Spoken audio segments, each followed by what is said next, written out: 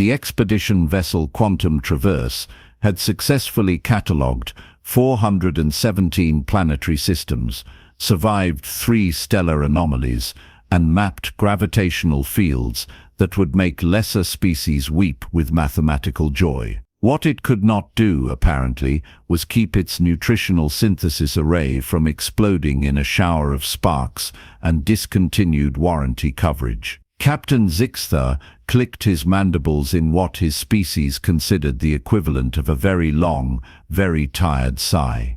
His compound eyes surveyed the wreckage of what had been their primary food production system with the kind of resignation usually reserved for watching a star go supernova. The secondary system had followed suit approximately 4 hours later because the universe had a sense of humor and it was apparently feeling generous with the punchlines. Status report, he chittered, though he already knew the answer would disappoint him. First Officer Bloop, whose gelatinous form rippled with what might have been anxiety or indigestion, nobody could ever quite tell, wobbled forward. Captain, both synthesis arrays are completely non-functional.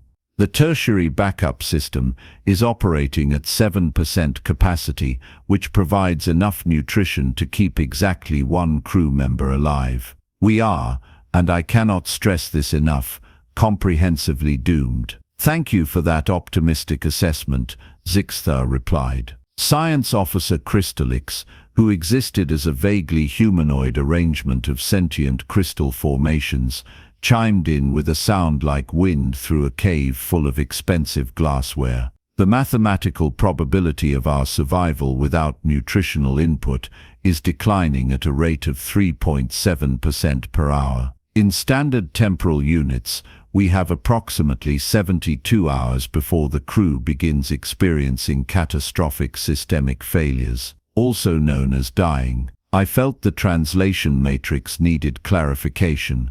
We're near a planet, Engineer Tentaclaw announced, her 7 appendages working frantically across multiple control panels simultaneously. Designation: Earth, Class M environment, oxygen, nitrogen atmosphere. Indigenous species present but pre-warp capability. Technically a restricted contact zone. Zixthar's antenna twitched. Technically, very technically. Bloop gurgled. The kind of technical that means approximately 17 different interstellar treaties forbid us from landing there, Crystallix added helpfully. The captain looked around at his crew. They were, without exaggeration, the finest scientific expedition team in 3 sectors. They had doctorates in fields that most species hadn't invented yet. They could calculate quantum trajectories in their sleep and had once resolved a diplomatic incident using only interpretive mathematics. And they were about to starve to death because a 15,000 credit power coupling had decided to retire early. Set course for Earth, Zixthar decided. If the Galactic Board of Ethics wants to file a complaint, they can do it at my funeral, which without intervention will be in approximately 71 hours and 43 minutes. 71 hours and 37 minutes now, Crystallix corrected. Thank you, Crystallix. Your commitment to accuracy in the face of our impending death is truly inspiring. The Quantum Traverse descended through Earth's atmosphere with all the grace of a drunken comet, though in fairness, the pilot was operating on emergency rations and the ship's stabilizers were protesting the whole endeavor. They landed in what the scanners identified as a rural area, which in Earth terms meant the middle of nowhere with a side order of absolutely nothing. Except it wasn't quite nothing. Scans indicated a structure approximately 400 meters from their landing site. And more importantly, a single human life form. One human, Bloop observed, their form rippling with what might have been hope. Surely one primitive specimen won't miss whatever nutrients they have stored. We'll simply requisition what we need, leave appropriate compensation, and depart. Their technological analysis indicates they still use combustion engines and physical currency, Tentaclaw added, reviewing the cultural database. They haven't even achieved fusion power. How complex could their nutritional storage possibly be? Zixtar led the away team toward the structure, his 4 legs carrying him across what appeared to be cultivated ground. Earth dirt clung to his feet. He decided he didn't like earth dirt. It was too dirty. The human was standing in front of the structure, holding some kind of primitive tool, and staring at them with an expression that the translation matrix couldn't quite pass. Somewhere between shock and the kind of tired acceptance that comes from living in a universe that has officially stopped making sense. "Greetings, human," Zixtar began, the translator converting his clicking into something approximating English. "We are peaceful explorers from the Galactic Expeditionary Fleet. Our nutritional systems have experienced catastrophic failure. We require sustenance. We can offer compensation in precious metals or advanced technological schematics." The human blinked slowly. Then they set down their tool, which appeared to be designed for cutting vegetative matter, and walked closer. They were shorter than Zixtar, taller than Bloop, and significantly less crystalline than Crystallix. So the human said slowly, "You're hungry." "That is an extremely simplified but technically accurate assessment of our situation. Yes," Crystallix chimed. "We require approximately 15,000 calories per day, distributed across our various metabolic needs." Bloop added, "Our species processes nutrients at different rates requiring specific molecular configurations, and so you're hungry," the human repeated. There was a pause. Zixtar realized that perhaps they had been overcomplicating the situation. "Yes, we are hungry." "Can y'all eat meat?" The translation matrix struggled with y'all for a moment, before settling on something approximating you all, but with more casual warmth. The aliens looked at each other. "Our species have various dietary requirements," Zixtar explained. "But yes, protein matrices derived from animal tissue are compatible with most of our biological systems, though obviously we would require it in properly synthesized form, broken down to molecular components and—" "Right," the human interrupted. "Wait here." And then they just walked away. "Did the human comprehend our request?" Crystallix asked. "I believe so," Zixtar replied, though he wasn't entirely certain. "Perhaps they're fetching their nutritional storage containers," Bloop suggested hopefully. They waited. The human returned, but not with containers.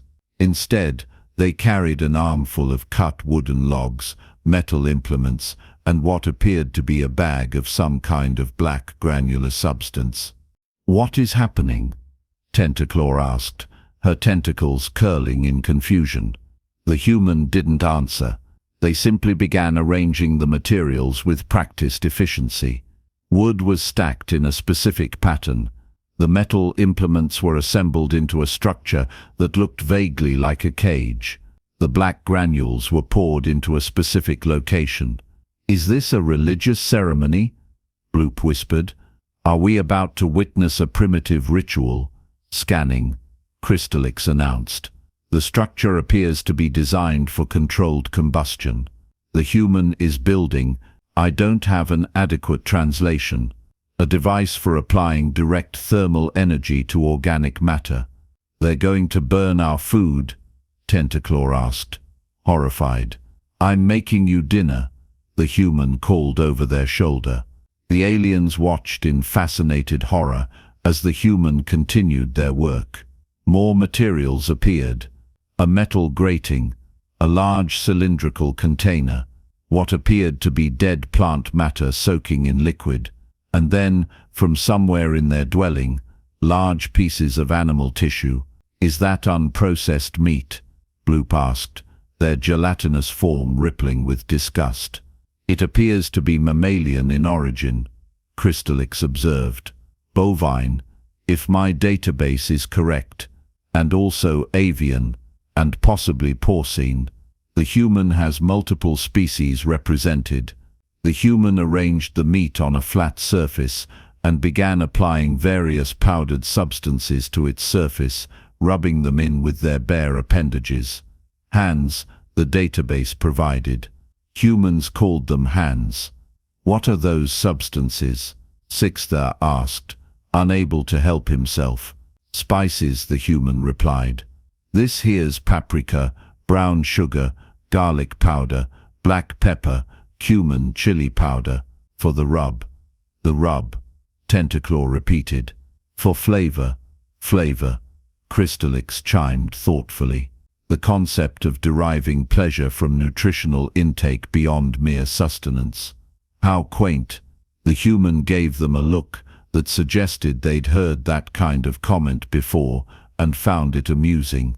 They continued working, and the aliens continued watching, because there was something genuinely hypnotic about the process.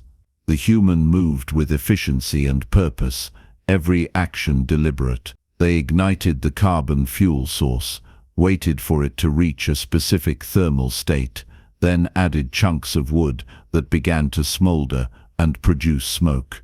They're making smoke on purpose, Bloop observed. That seems counterproductive to survival.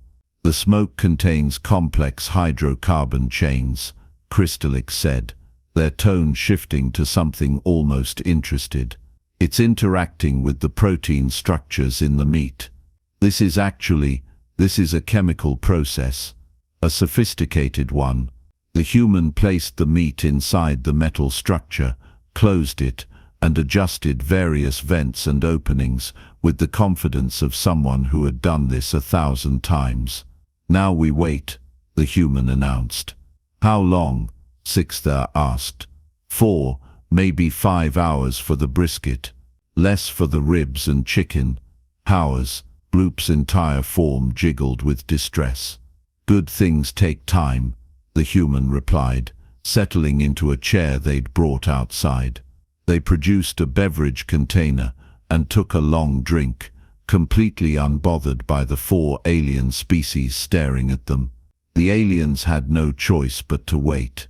Tentaclaw attempted to explain the concept of urgency. Crystallix tried to calculate more efficient thermal transfer methods. Bloop simply quivered anxiously. Sixthar, as captain, tried to maintain dignity while his stomach made sounds that didn't translate well. The human, apparently sensing their distress, disappeared into their dwelling and returned with what they called snacks. Small items, simple things, crackers with cheese, sliced vegetables with some kind of creamy substance. The aliens consumed them cautiously at first, then with increasing enthusiasm. This is acceptable, Bloop admitted, absorbing a cracker. It's called hospitality, the human explained. Can't have guests sitting around hungry while dinner cooks. Guests, Sixthar repeated. You consider us guests rather than invaders who violated your airspace. The human shrugged. A gesture the translator helpfully explained meant casual indifference. You said you were peaceful. You asked nicely. And you look pretty desperate. No offense. None taken, Sixthar replied, because it was entirely accurate. But then, approximately 90 minutes into the process, something changed. The smoke coming from the device shifted in character. It carried with it molecules that hit the aliens' various sensory organs, like a freight transport running at full impulse. Sixthar's antenna straightened involuntarily. Bloop's surface tension fluctuated. Crystallix stopped chiming mid-calculation.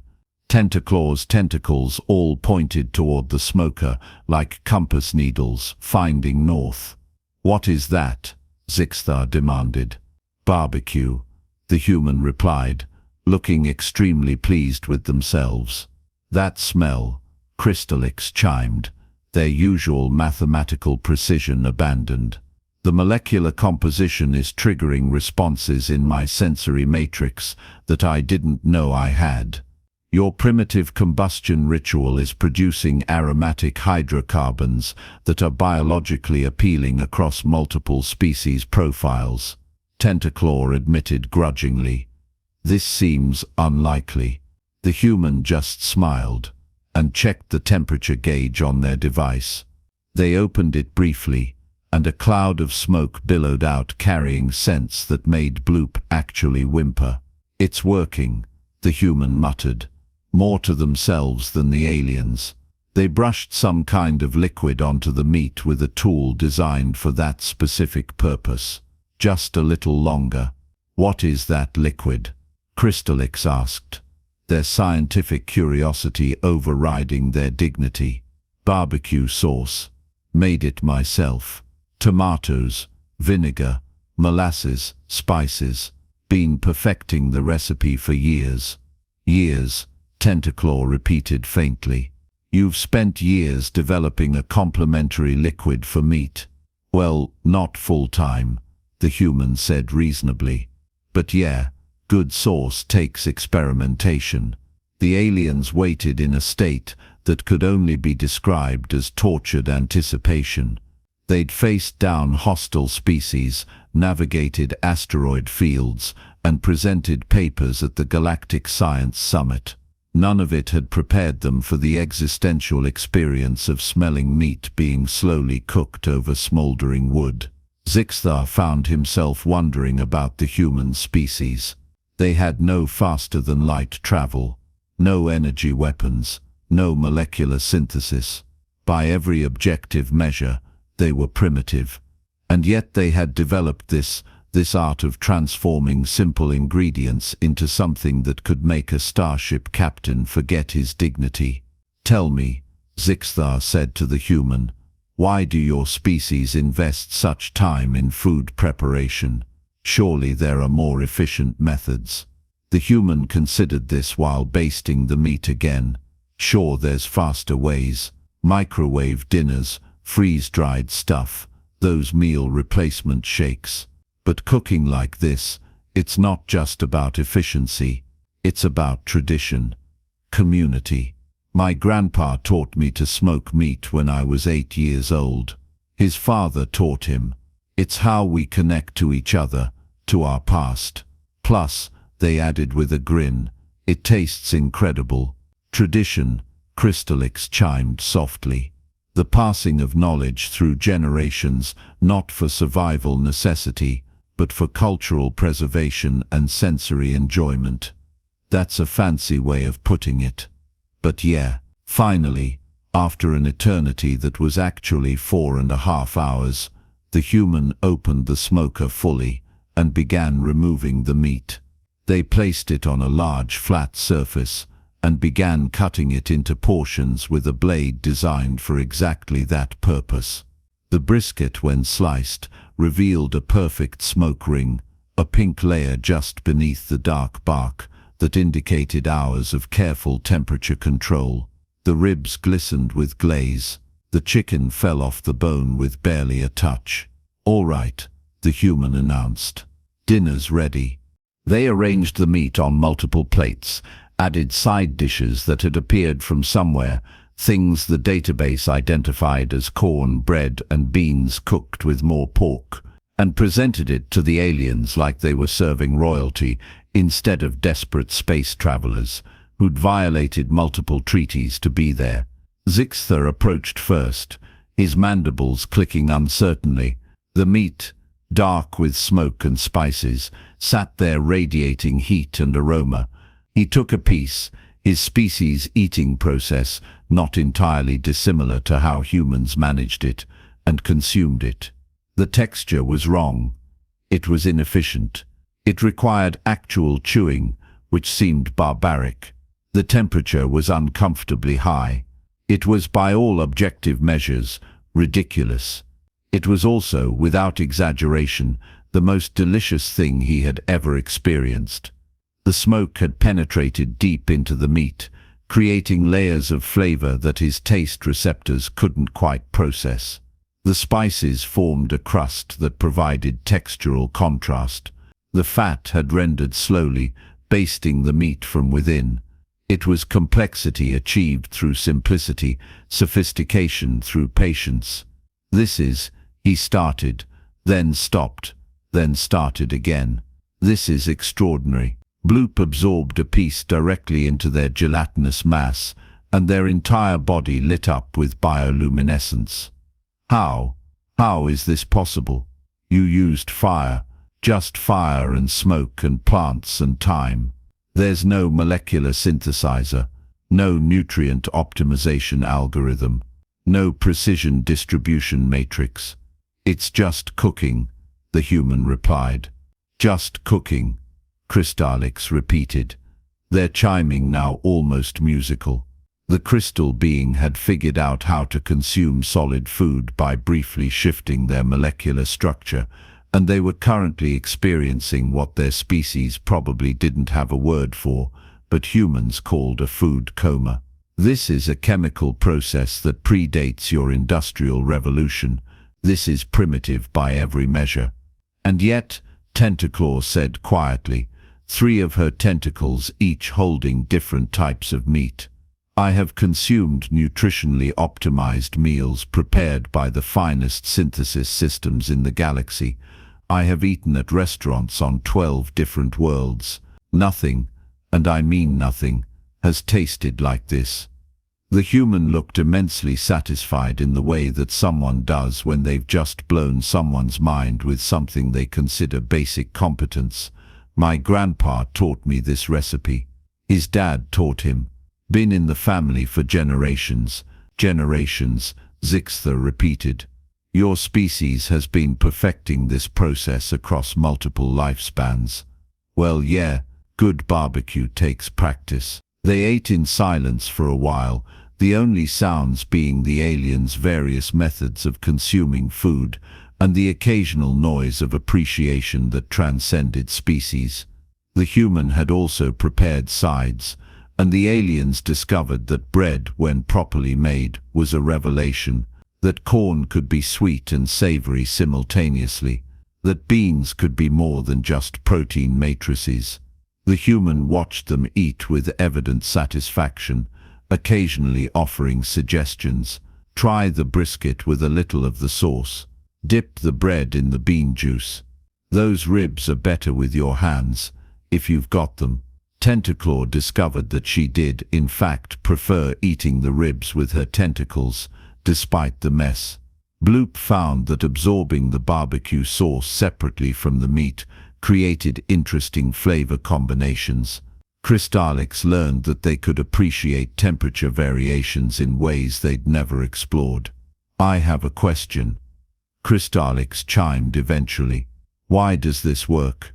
I've been analyzing the chemical composition, the Maillard reaction, the breakdown of collagen, the penetration of smoke particles into the meat's cellular structure. I understand the science, but our synthesis systems can replicate these chemical compositions exactly. Why does this taste superior? The human considered the question while taking a drink. You know, I think it's because you can't rush it. You can't skip steps. You've got to wait for the smoke to do its job. You've got to let the meat come to temperature slow. You've got to pay attention, adjust the vents, add more wood at the right time. Maybe that's the difference. It's not just the chemicals, it's the time and the care. The intention. That's highly inefficient, Bloop pointed out. Sure is, the human agreed. But that's kind of the point. Some things aren't meant to be efficient. Some things are meant to be enjoyed. Zixtar clicked his mandibles thoughtfully. Here they were, representatives of civilizations that had mastered faster-than-light travel, quantum computation, and matter synthesis. And they were sitting in the dirt of a pre-warp planet, eating meat cooked over burning wood, being schooled in the philosophy of patience by a species that still used wheels for transportation. The irony was not lost on him. We should report this, Tentaclaw said suddenly. This technique. We should bring it back to the fleet. Imagine if every ship had someone who could prepare food like this. Absolutely not. Bloop gurgled immediately. Can you imagine the embarrassment? We'd be the expedition team that nearly died and had to be rescued by primitive cooking techniques. We'd never hear the end of it. But the efficiency gains, Crystallix argued. If this method produces superior results with minimal technology, think of the applications. The morale improvements alone would be significant. It's not about efficiency, Zixtar interrupted. That's what we're missing. The human isn't trying to efficiently produce nutrients. They're trying to make something enjoyable, something worth the time investment, something that brings people together. The human nodded approvingly, like a teacher whose student had finally grasped a difficult concept. Now you're getting it. They continued eating until every plate was clean, which took less time than the cooking process, but significantly more time than any of them had spent on a meal before. Usually nutrients were consumed quickly, efficiently, without ceremony. This was different. This was, for lack of a better word, social. The human told them stories while they ate, about their grandfather who'd taught them to smoke meat, about competition barbecue contests where people traveled from all over to showcase their techniques, about regional variations in style and sauce and preparation, about the communities that formed around the shared love of good food. When the human brought out something called peach cobbler for dessert, Bloop actually made a sound that the translator gave up trying to process. The combination of fruit and pastry and ice cream was apparently too much for their linguistic database to handle. This is baked, the human explained. Another cooking method, different temperature, different technique, same basic principle. Heat plus time plus ingredients equals something better than the sum of its parts. Your species has multiple methods of applying controlled heat to food, Crystallix observed. This is a highly developed field of study. We call it culinary arts, the human said. And yeah, it's pretty developed. Been working on it for thousands of years. Thousands, Tentaclaw repeated faintly. Eventually, several hours after they'd started eating, Tentaclaw's communicator chirped. Captain, the engineering team has completed repairs on the synthesis arrays. We're ready for departure. The mood shifted. They'd almost forgotten they were technically on an emergency mission. The food, the conversation, the unexpected hospitality had created a bubble that felt separate from their usual reality. Zixtar stood, his legs feeling heavier than when they'd arrived, though he suspected that had more to do with the quantity of food than Earth's gravity. Human, we cannot adequately express our gratitude. You have saved our lives and also challenged several fundamental assumptions about technological progress and the nature of advancement. Happy to help, the human replied. Hold on a second. They disappeared into their dwelling and returned with several sealed containers. Leftovers. For your trip, should stay good for a few days if you keep them cool. I'm throwing in some of the sauce too, and I wrote down the recipe, in case you want to try making it yourselves. You're giving us more? Bloop asked, their form rippling with emotion. And the recipe, this family tradition you mentioned. Can't let good barbecue go to waste, and recipes are meant to be shared. That's how they get better. Everyone adds their own touch, makes improvements. My grandpa would have wanted me to share it. The aliens accepted the containers like they were receiving sacred artifacts, which in a way they were. If you ever need anything, Zixtar offered, any technology, any assistance, you need only ask. We owe you a debt that extends beyond mere survival. The human smiled. I'm good. But hey, if you're ever back in this sector, stop by. I'll have the smoker ready. Maybe I'll try some of those recipes from your worlds. Could be interesting. You would cook for us again, Crystallix chimed, surprised. "Sure, it's what I do. And honestly, I've never had anyone appreciate my cooking quite like you folks just did. That's the best compliment a cook can get." The walk back to the quantum traverse felt different than the desperate march away from it. They carried the containers carefully, already mourning the moment when they'd finished the last of it. The humans stood at their dwelling, waving, a small figure against the backdrop of a primitive but beautiful planet. Back on the ship, Zixtar sat in the captain's chair and stared at the view screen showing the blue-green planet below. His crew was busy filing reports, running diagnostics, preparing for departure. He should have been doing the same. Instead, he was thinking about smoke and time and the strange wisdom of a species that hadn't even left their own solar system yet. About how advancement wasn't always about technology. About how some forms of sophistication couldn't be measured in efficiency metrics. "Captain," Crystallix chimed, appearing beside him. "I've been attempting to write the mission report. How exactly do I explain what happened here?" "Tell them we experienced a nutritional system failure and received assistance from the indigenous population," Zixtar replied. "That seems incomplete." "It is incomplete. It's also all they need to know," Crystallix chimed thoughtfully. "You know, I've calculated the chemical composition of that meal. Given sufficient time and resources, I could program our synthesis arrays to replicate it exactly. Every molecule in perfect proportion. But would it taste the same?" "No," Crystallix admitted after a pause. "No, I don't think it would, because we'd be missing the smoke, the patience, the intention, the human's grandfather's tradition, the time invested, the care. Those aren't things we can synthesize." "Exactly." 3 days later, as the quantum traverse continued its mission through uncharted space, the crew gathered in the common area. The synthesis arrays were functioning perfectly, producing nutritionally optimized meals with remarkable efficiency. Nobody was eating them. Instead, they were carefully rationing the last of the humans' leftovers, making them last as long as possible. Tentaclaw had used her engineering skills to modify a storage container to keep them at optimal temperature. Bloop had created a schedule to ensure everyone got equal portions. Crystallix had calculated the exact rate of consumption that would maximize their enjoyment while minimizing waste.